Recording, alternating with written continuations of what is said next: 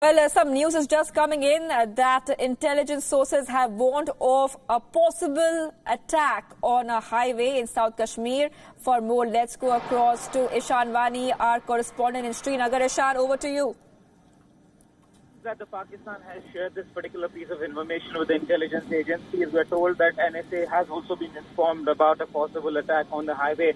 Well, this is to avenge the killing of Zakir Musa, who was the head of the Al-Qaeda affiliate and was killed during an encounter with security forces. Now, media reports also suggest that this input has been shared by Pakistan with the counterparts in the US and the Pakistan embassy in the Islamabad. Now, remember, there can be two things. One is that Pakistan doesn't go down well with Al-Qaeda and its affiliate in Kashmir, including Zakir Musa, who has time and again, made Pakistan their target and has bashed Pakistan in the past. So that may be one reason that Pakistan is sharing this piece of information. Second is the global isolation that the Pakistan is facing after the Pulwama attack. There have been pressure mounted on the Pakistan. That may well be the second reason that why the Pakistan is sharing this information with not only the embassy in Islamabad, but also with the NSA.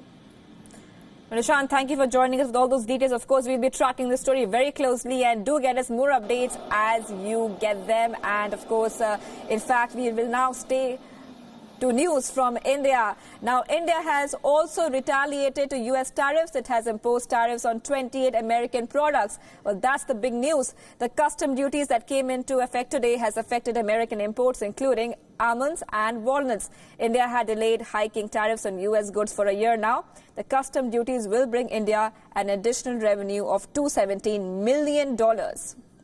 However, the move is expected to increase trade tensions between New Delhi and Washington.